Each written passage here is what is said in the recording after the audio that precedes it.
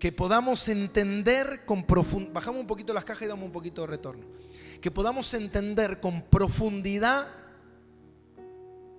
todo lo que Dios quiere hablarnos. Usted sabe que el libro de los Hechos es un libro narrativo. Un libro narrativo es un libro, la palabra te lo dice, es un libro que narra los sucesos. La gran mayoría de los sucesos que están narrados en el libro de los Hechos, o en la gran mayoría de los libros narrativos, es muy improbable que vuelva a ocurrir. ¿Está acá conmigo? No sé si me llegué a explicar correctamente. Los libros narrativos de la Biblia, por eso el gran error que comete la gente es repetir muchas veces creyendo que porque está en la Biblia va a suceder hoy. Pero muchos de los libros narrativos que están en la Biblia, que narran sucesos, muchos de esos sucesos es muy improbable que ocurran nuevamente. Uno de los libros narrativos, para dar un ejemplo, es el libro de el Éxodo. ¿Cuántas veces Dios abrió el Mar Rojo? Una vez. ¿Usted vio que se abrió el Mar Rojo alguna otra vez? Que alguien orara y el Mar Rojo se abriera. ¿Se da cuenta? ¿Cuántas veces? Una. Amén. Entonces nosotros no podemos muchas veces repetir cosas creyendo que porque sucedieron van a suceder hoy. Porque Dios es un Dios muy amplio. Amén.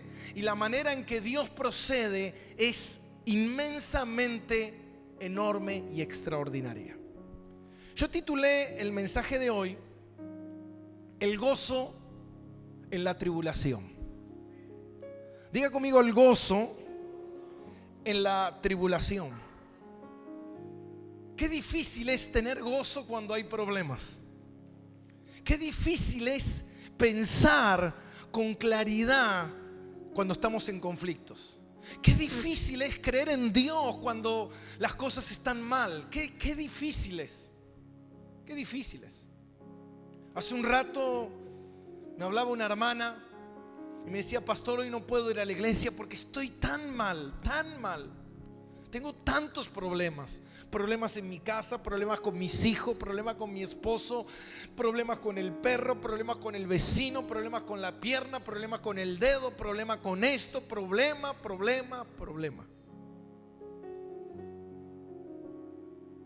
Imagínese, ¿qué solución usted le daría? La solución que yo le daba es: tírate de un puente y se te terminan los problemas, porque con tantos problemas no sabes por dónde empezar. No se pueden resolver tantos problemas. Tírate de un puente y listo, y se resuelve todo. ¿Me entiende, hermano? Que todos pasamos por problemas. Ahora la pregunta es: ¿por qué Dios lo permite? Si tengo un Dios poderoso, si tengo un Dios que hace milagros, ¿cuántas veces usted y yo pensamos: será mi pecado? ¿Será la iglesia donde voy? ¿Será que el ministro que está ahí no tiene el poder super ungido de el pastor Benny Hinn y tira un poder rayo láser y mi vida cambia? ¿Será porque no estoy haciendo un pacto sobrenatural? ¿Será porque no me fui de rodillas a Luján? Algo será que no ocurre que mi vida cambie. Y nos preguntamos: ¿por qué? ¿Para qué todo esto? ¿Por qué pasa todo esto? El gozo en la tribulación. Y lo vimos en este capítulo 16 del libro de los Hechos, cómo Pablo, al llegar en este segundo viaje a la ciudad de Filipos, donde se convertiría más adelante en la iglesia de los filipenses, que después está la carta que Pablo le escribe a los filipenses. Y Pablo, al llegar ahí en ese lugar, acompañado por Silas, acompañado por Juan Marcos, y también estaba Lucas. Y llegando a ese lugar, él empieza a predicar la palabra y recuerdan que la primera persona que se convierte al cristianismo es Lidia, una mujer que vendía púrpura en ese tiempo. La púrpura era un color rojizo que se utilizaba para los tintes, para la ropa, y era algo extremadamente caro. Lidia se convierte porque dice que Dios le abre el corazón y ella escucha lo que Pablo estaba diciendo y ella se convierte. La segunda que se convierte fue la muchacha. ¿Se acuerdan de la muchacha que tenía espíritu de adivinación y que lo seguía a Pablo a sol y sombra y se quería a ese espíritu esconder diciendo una verdad pero tapando una mentira? Amén. Hasta que Pablo, después de cansado de muchos días, se dio vuelta y le dijo al espíritu que lo echaba fuera. Y esa muchacha fue libre. Se cree que esa muchacha se convirtió a Cristo. Aquí estamos viendo dos conversiones, dos personas. Lidia, la muchacha que tenía el espíritu de adivinación. Pero falta más. Dios está haciendo algo. ¿Cuántos creen que Dios está haciendo algo? Y después de que esta muchacha se convirtió, los encargados de ella, que eran los que ganaban dinero con esta muchacha adivinando, tipo tirando las cartas, haciendo algún tipo de medium, una astrología, se enojaron con Pablo porque le salió el espíritu de adivinación. Y la muchacha, seguramente, obviamente convertida al cristianismo, ya no iba a hacer más eso. Entonces fueron y lo denunciaron a Pablo frente a las autoridades. Y ya lo vimos la otra vez lo que le sucedió. Lo que le sucedió a Pablo y a Silas, hombres piadosos, hombres de Dios. Y miren lo que les pasó. Hechos capítulo 16, versículo 22. Y se agolpó el pueblo contra ellos, y los magistrados, y rasgándole las ropas, ordenaron azotarle con vara. Y después de haberle azotado mucho, los echaron en la cárcel, mandando al carcelero que los guarde con seguridad, el cual, recibiendo este mandato, los metió en el calabozo de más adentro y les aseguró los pies con el cepo. Wow. ¿Está acá conmigo? Ahora mira, ¿por qué Dios permitió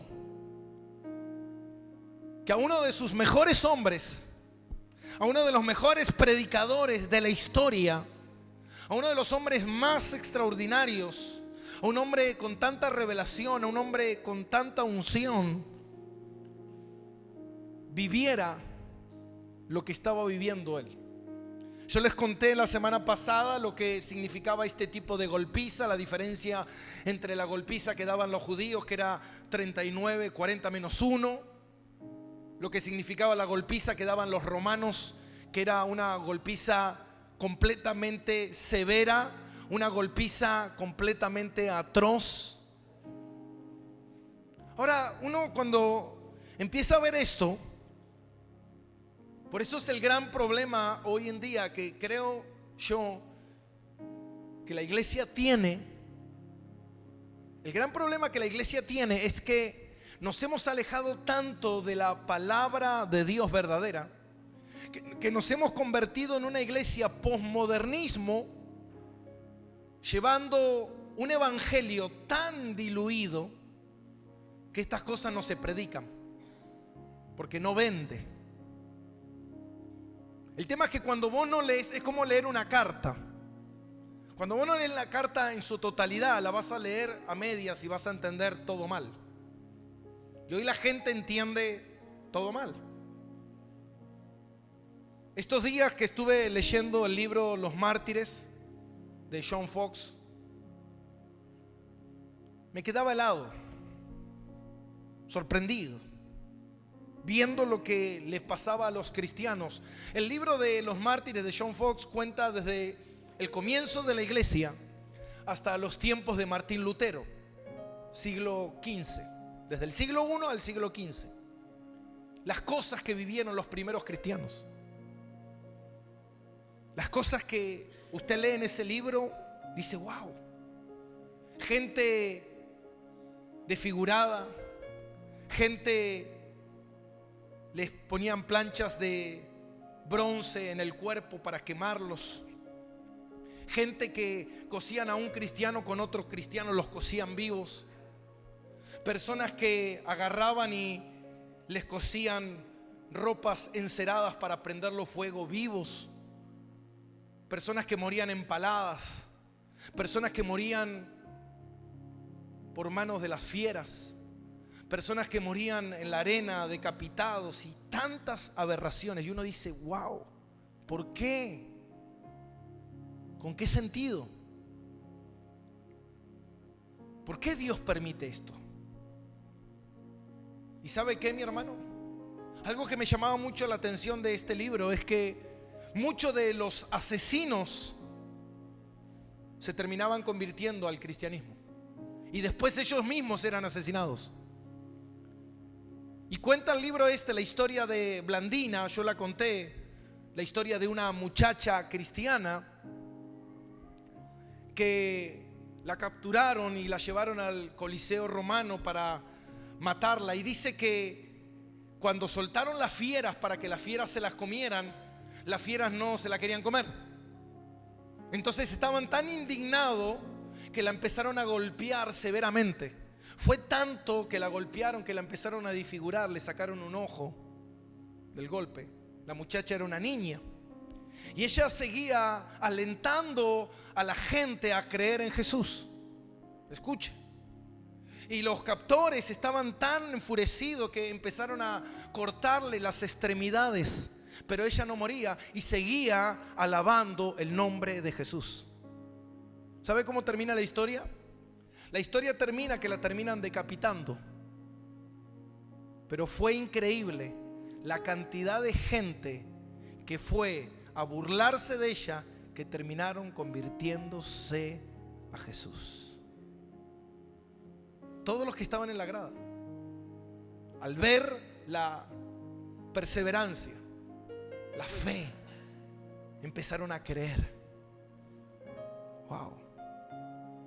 Entonces cuando uno empieza a mirar esas cosas y empiezas a ver, vos decís: es increíble que Dios, un Dios que tiene poder para cambiar esta situación, no las cambia. Un Dios que tiene poder para que mi vida sea buena, no la cambia. Un Dios que tiene poder para que mi matrimonio sea excelente, no ocurre. Un Dios que tiene poder para que yo no sufra todas estas circunstancias. ¿Por qué? Si sigo a un Dios para que esto no me pase, ¿por qué me pasa? Por eso mucha gente abandona la fe. Por eso mucha gente deja de seguir a Jesús. Porque en realidad no estamos siguiendo a un Cristo que murió por nosotros. Estamos siguiendo a un Dios pagano que queremos que nos conceda, como el mago de la lámpara nos conceda nuestros deseos. Pero Dios nunca te va a dar los deseos, sino Dios te va a dar lo que tú necesitas. A diferencia, Dios nunca va a cumplir los deseos de tu anhelo, sino que Dios va a darte lo que realmente nosotros necesitamos. Ahora, ¿por qué Dios permitió que Pablo fuera severamente golpeado? ¿Por qué Dios permitió que Pablo pasara por esto?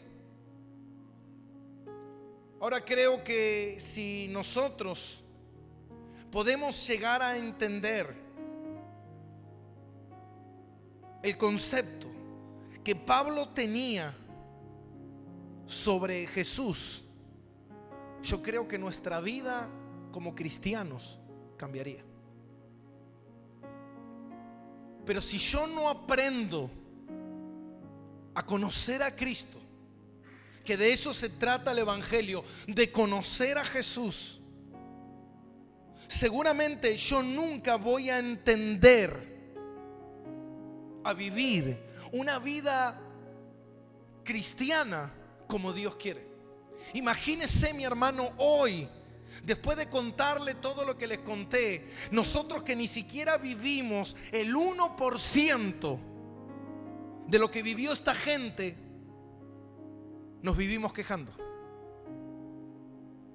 nos vivimos frustrando, nos vivimos alejando de Dios. Imagínese esta mujer que me llamó y me dijo: no, yo no puedo ir porque tengo problemas. Imagínese que de la abundancia del corazón habla la boca. Lo que había en su corazón no era Cristo. Lo que había en su corazón eran problemas. Mire en qué grado estaban sus problemas y en qué grado estaba Dios. Si yo no aprendo a posicionar a Dios donde corresponde, siempre los problemas serán más grandes que Dios. Por eso el primer mandamiento: amarás al Señor tu Dios por sobre todas las cosas. Problemas, conflictos, injusticias, desánimos, desamores, luchas, traiciones, envidias, celos, contienda, pecados. Amarás a Dios por sobre todas las cosas. Pablo tenía un concepto que es el que quiero que nosotros podamos plasmar esta noche. El concepto que Pablo tenía era que él sabía la soberanía y el poder de Cristo. Si tú no conoces la soberanía de Dios y el poder de Cristo, vas a estar toda la vida frustrado, esperando o no entendiendo por qué ocurre lo que ocurre en tu vida. ¿Por qué está pasando lo que está pasando? ¿Por qué las cosas no cambian? ¿Cuándo llegará el momento? ¿Cuándo vendrá la bendición? ¿Cuándo será? Ahora, la pregunta es: ¿qué es para vos bendición?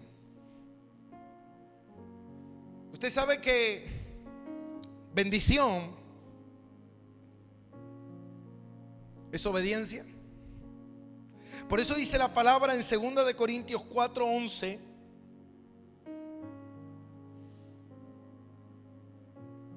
Mire lo que dice 2 de Corintios 4:11. Perdón, 4:7 vamos a empezar. 2 de Corintios 4:7. Dice: porque tenemos este tesoro. ¿Está acá conmigo? ¿Cuántos tienen un tesoro? ¿Saben cuál es ese tesoro? ¿Cuál es ese tesoro? Jesús. ¿Cuántos tienen a Jesús? A ver, levante la mano los que tienen a Jesús. Los que no tienen a Jesús, después pasen al final de la reunión y hablamos con ustedes a ver si aceptan a Cristo. Ahora mira lo que dice: porque tenemos este tesoro en vaso de barro. Cristo está en nosotros, nosotros somos barro, para que la excelencia del poder sea de Dios y no de quién, y no de nosotros. ¿Saben lo que significa eso? Significa que Dios tiene que ser glorificado, no tú. Dios tiene que ser glorificado. Amén. Dice que estamos atribulados ¿en cuánto? ¿En cuánto? En todo. ¿Cuántos están atribulados en todo? Mas no que angustiados, en apuro, mas no desamparados, perseguidos, mas no desesperados, derribados, pero no que destruidos, llevando en el cuerpo siempre por todas partes ¿qué? Hola. ¿Cuántos tienen conflictos hoy? ¿Cuántos están pasando por alguna situación difícil? Por situaciones injustas, complicadas. ¿No te parece que usted está llevando la muerte de Jesús? Amén. Dice la palabra que para que usted no se olvide de que usted lleva la muerte de Jesús en su vida. para que cuando se te quiera levantar el ego y el orgullo y el yo estoy bien y está todo bien, de repente viene una ola, ¡pum!, a tu vida y te dices, ¿te acuerdas? Cristo murió por ti. Y si Cristo murió por mí, bueno, gloria a Dios, significa que yo no voy a sufrir, ¿no? Pablo lo dice, angustiado en todo, atribulado en todo, mas no angustiado, en apuro, mas no desesperado, perseguido, mas no desamparado, derribados. Podés estar derribado, pero no estar destruido. Por eso Pablo dice, en vez de afligirme en lo que me está sucediendo, por la situación injusta que estoy viviendo, amén, mira lo que dice el libro de los Hechos. Volvemos al libro de los Hechos, versículo 25. Pero a medianoche, orando, Pablo y Silas cantaban himnos a Dios y los presos los oían. ¿Quién puede cantar en esa condición? ¿Sabe qué, mi hermano? Ellos no sabían si mañana morían. Ellos no sabían si mañana los condenaban a muerte. Ellos dicen que habían sido castigados severamente. Y no solamente eso, sino que le dieron orden al guardacárcel que les pusiera el cepo. ¿Sabe lo que significaba el cepo? El cepo era unos grilletes que había en las paredes y en el piso. Te lo ponían en el piso y en las paredes vos así. ¿Cuántos quieren estar así la noche durmiendo? ¿Cuántos quieren dormir esta noche así? Imagínate, yo ya me está doliendo el hombro. Habiendo sido molidos a palo, encima estaban en esa manera. Y no se le ocurre mejor idea a Pablo que decirle a Silas, che, Silas, ¿qué pasa, Pablo? Hacemos una oración y cantamos alabanzas a Dios.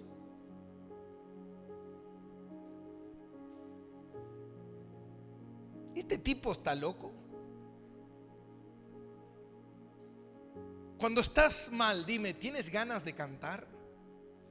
¿Tienes ganas de levantar tus manos y decir aleluya, gloria al Señor? ¿Tienes ganas? No. Si tú no creces, si tú no maduras, nunca vas a entender esto. Que no se trata de mí, sino se trata de Él. Esta mujer que me dijo hoy, yo no puedo ir a la iglesia porque tengo un montón de problemas. Pregunto, ¿Jesús tiene problemas? No. ¿Y por qué no vienes a la iglesia? Porque el que tengo los problemas soy yo. Pero Jesús no tiene problemas. Pero yo sí los tengo. Ahora, ¿no es que sos nueva criatura?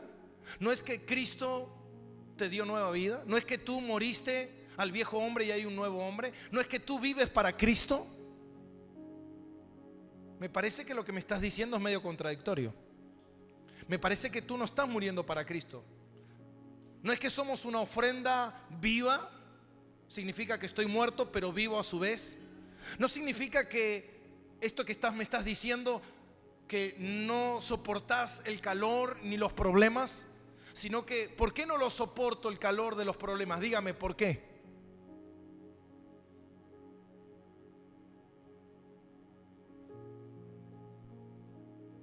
Si usted le patea a un cadáver,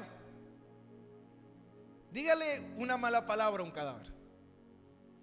Dígale algo ofensivo al cadáver. Dígale, ¿qué es cara de tonto que tenés? Esos ojos todo feos que moriste así encima. Horrible como moriste. ¿Te dice algo? ¿Te responde? ¿Se enoja? ¿Se ofende? ¿Llora? ¿Se entristece? ¿Y por qué cuando te dicen algo a ti te ofende?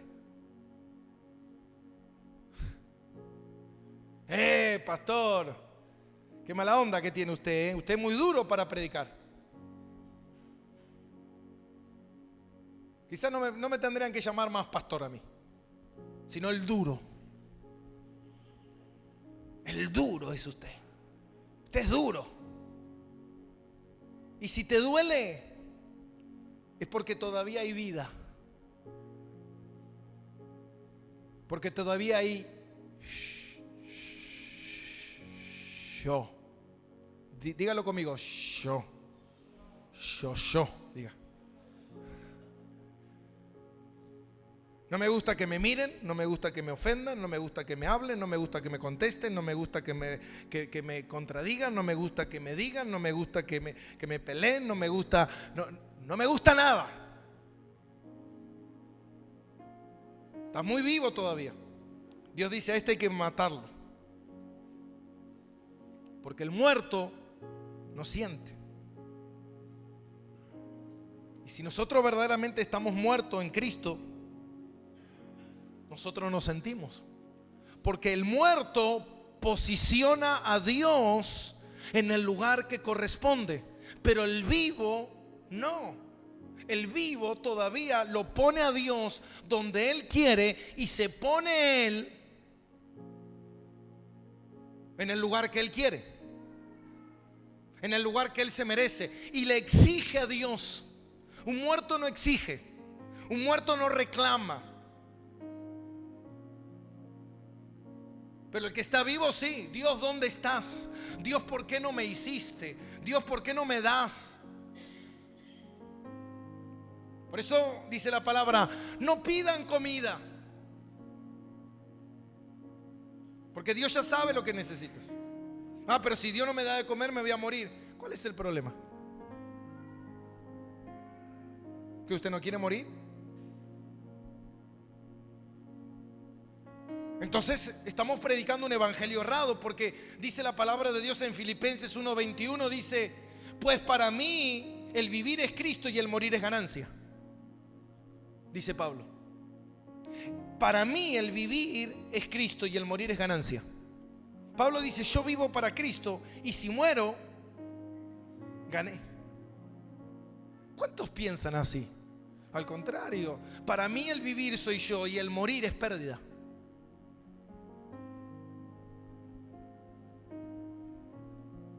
El morir es pérdida y el vivir es para mí. Por eso todo lo que quiero es para mí. Quiero que me traten bien. ¿Cuántos me van a empezar a tratar bien? A ver. ¿Hay alguien de acá que me va a tratar mal? Si me va a tratar mal, se va yendo, porque no me vaya a bancar que nadie me trate mal.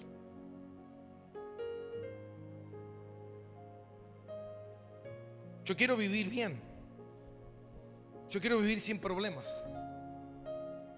Para vivir sin problemas hay una manera. ¿Cuántos la quieren? ¿Quieren vivir sin problemas? Tiene que morir. Acá tenemos un poco de cianuro. Preparé hoy. ¿Quién es el primero? Cuando usted muere, ¿vieron que dice que cuando uno muere ya se le terminan los problemas? Si usted muere, se le terminan los problemas. Pero pastor, ¿tengo que morir físicamente? No. Morir en vida. Por eso Pablo decía, Silas, nos golpearon, nos pegaron, nos maltrataron, pero eso no quita que yo todavía tenga que seguir haciendo lo que Dios quiere que yo haga.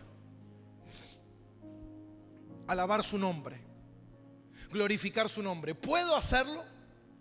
Como dijo esta hermana hoy, pobrecita, que le estamos dando duro, que nunca escuche la prédica, pobre. No le diga nada, ¿sí? ¿Puede venir a la iglesia? Sí, puede, pero no quiere, porque su problema es más grande que Cristo.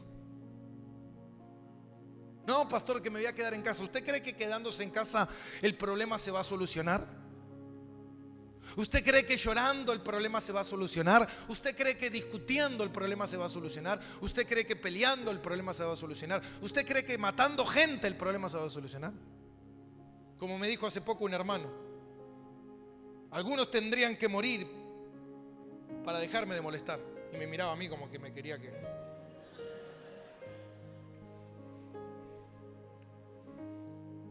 Se cree que si me mata a mí se le va a terminar el problema. Va a haber otro Gastón y otro y otro y otro.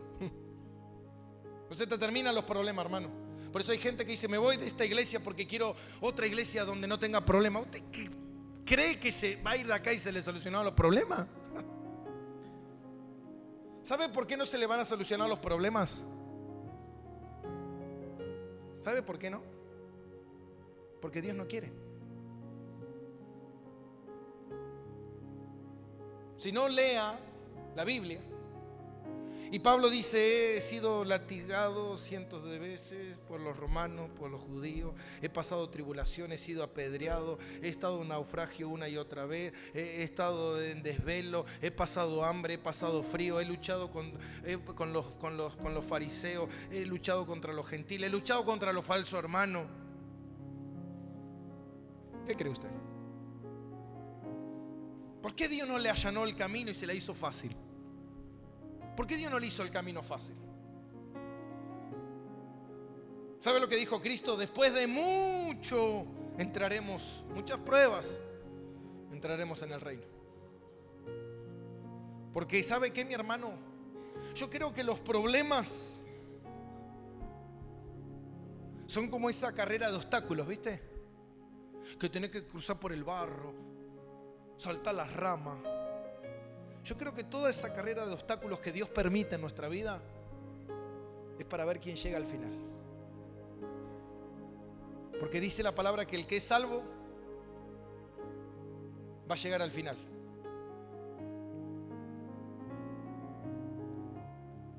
Pero el que no es salvo, los problemas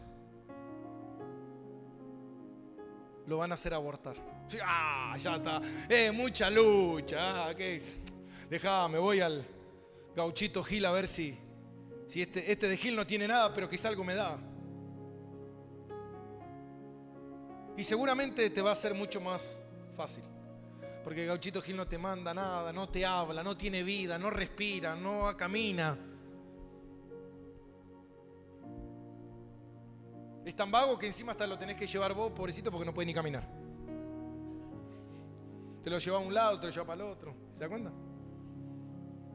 Él está ahí, no molesta, no habla nunca, no te dice nada. Pero Dios no es así. Dios es un Dios vivo, amén. Un Dios real. Ahora fíjate algo, Dios estaba formando una iglesia. Amén. Dios estaba formando una iglesia. Y ese era el propósito. Entonces dice que Pablo y Silas dice que estaban cantando. Y dice que cantaban de tal manera que dice que los presos lo oían. Imagínense que cómo estaban cantando. Pulmones tenían, a los pulmones no le pegaron. Le arrancaron un par de arterias, un par de músculos, pero los pulmones estaban bien intactos. Yo creo que cantaban como yo cuando estoy cantando en el baño. Escucha hasta el vecino. Estaban cantando de tal manera que dice que los otros presos lo oían. Imagínense que cantaban bastante fuerte. Espero que cantaran bien o no. Pues si cantaban feo encima.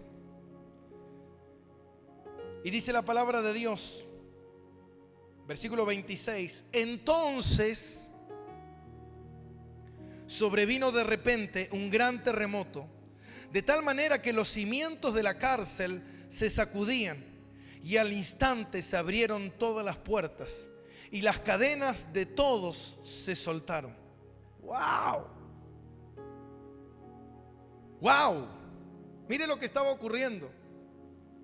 Vieron que hay muchos que dicen, hermano, si vos te pones a adorar ahora, las cadenas se van a romper.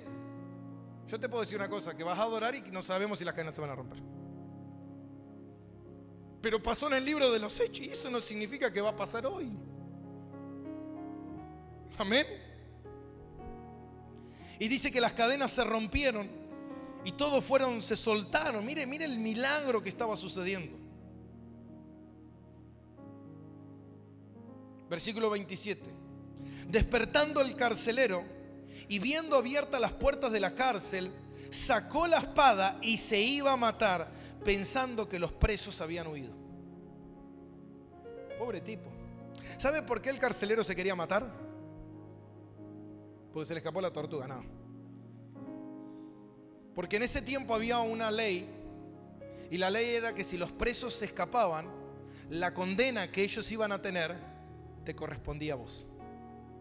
Imagínense si te escapan todos los presos.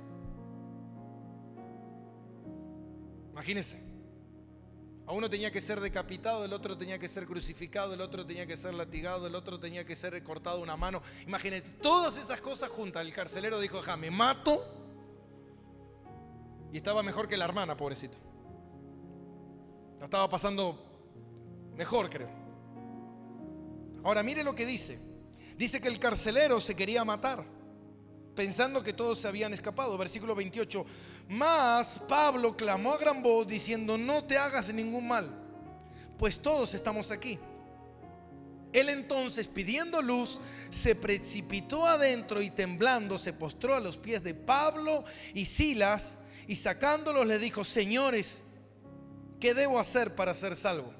Diga conmigo, bingo. Dígalo, bingo. Ah, ¿que no va al bingo usted? Ah, no, cierto que no se puede. Bingo, iglesia. Estaba el tercer convertido que Dios quería. Lidia, la muchacha, y el último, el carcelero. Mire qué diversidad la de Dios, ¿no? Una vendedora de púrpura, una flaquita media endemoniadita y un carcelero. ¿Qué iglesia iba a ser Dios? Imagínense. ¿Vieron que a veces alguno dice, yo vengo a la iglesia, pastor, y cada uno más raro? Dios dice que escogió a la oveja, lo menospreció del mundo. Ahí trajo uno de cada especie y nos puso todos juntos acá. Entonces estaba ahí el carcelero y de repente se tiró a los pies de Pablo y dijo, ¿qué tengo que hacer para ser salvo? Ahí estaba el asunto. ¿Fue necesario que Pablo fuera preso? ¿Fue necesario que Pablo fuera preso? ¿Sí? ¿Fue necesario que Pablo estuviera ahí en el calabozo cantando himnos? Sí. ¿Cuál era el propósito de todo lo que había pasado Pablo? Que uno se convirtiera.